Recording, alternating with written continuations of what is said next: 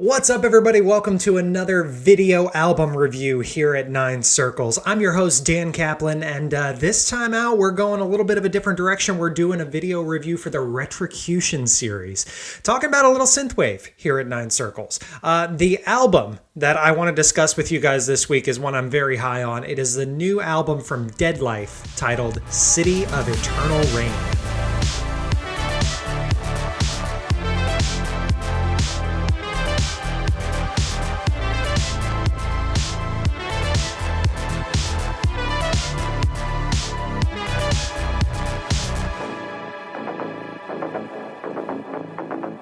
Now, City of Eternal Rain came out back on April 24th via NewRetroWave, NRW Records. I'm not sure what they refer to which element as, where the blog separates, where the record label begins, but NewRetroWave handled the release. It's the seventh, I believe, full-length album for the UK dark synth producer DEADLIFE in a little over 3 years. His debut album, Bionic Chrysalis, came back in 2017, so 7 albums in 3 years. The guy is pretty prolific.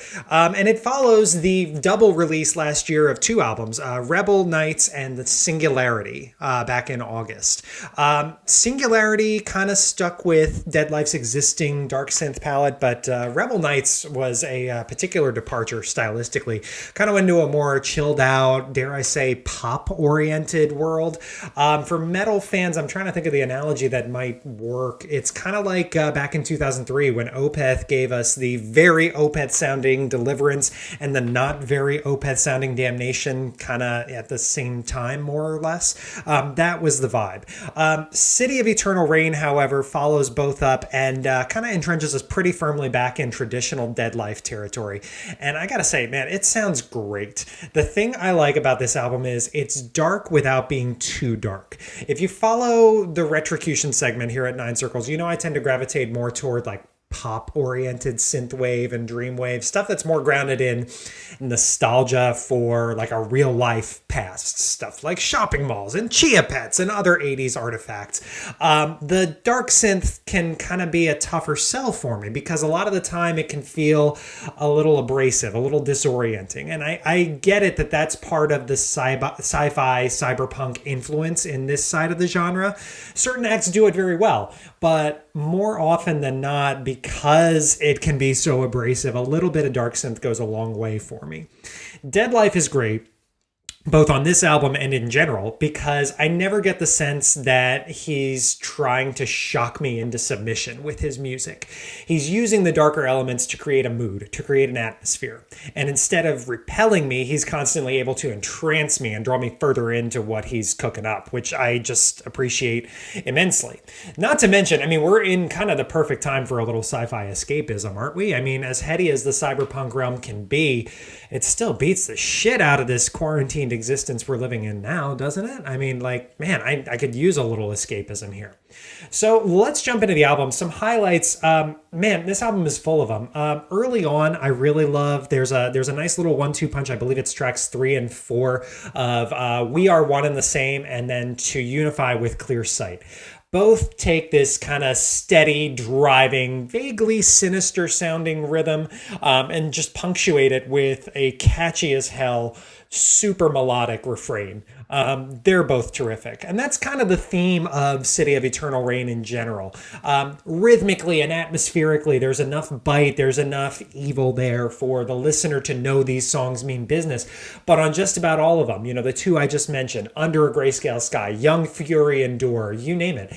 Just about all of them, there are serious hooks. It all pulls you in, it keeps you listening, and it does so very well. I also especially like the closing 1-2 punch, Collapse is Imminent and Rebuild Through Compression. It's a terrific little arc. Collapse, you know, it's about 5.5 minutes long, builds a gradual sense of urgency, kicks things up to 11. You feel like a civilization is about to collapse before your eyes. Where Rebuild follows up, and that's the come down. That's the take stock and find a way forward track. These two play terrifically off each other. It's a very natural arc, and I think it's kind of a perfect way to close the album. I really don't have a ton else to say. Honestly, City of Eternal Rain is just point blank a really solid album. Very few flaws. One of the better synth albums I've heard this year. Within DEADLIFE's discography, I mean, that's tough. I tend to think 2018's Variations on the Resolve is still my favorite from the DEADLIFE side of things, but this is definitely up there as well. I would say if you're a synth fan, you owe it to yourself to give it a listen. So yeah, check it out. City of Eternal Rain, as I mentioned before, available now on Bandcamp via NewRetroWave Records. For more on DEADLIFE, check out his social media profiles. He is at DEADLIFE Corpse on Facebook, Twitter, and Instagram, and that's Corpse, CORPS, not corpse like dead body. 9 Circles, you know the drill. www.9circles.co. We've got our album reviews, we've got our podcasts, we've got all kinds of content there, news updates. So check it out if you're into metal, synthwave, you name it. Facebook.com/9circles blog, Twitter and Instagram @_9 circles.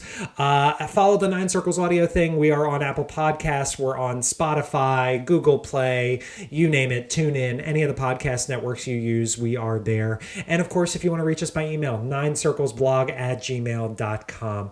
Thanks again for your time today. Thanks again to DEADLIFE for putting out just a fucking terrific album. And hope you're all staying safe, staying well, and staying inside. Put your masks on if you do go out. We're going to get through this thing together. All right. Thanks, everyone. We'll talk to you soon. Bye.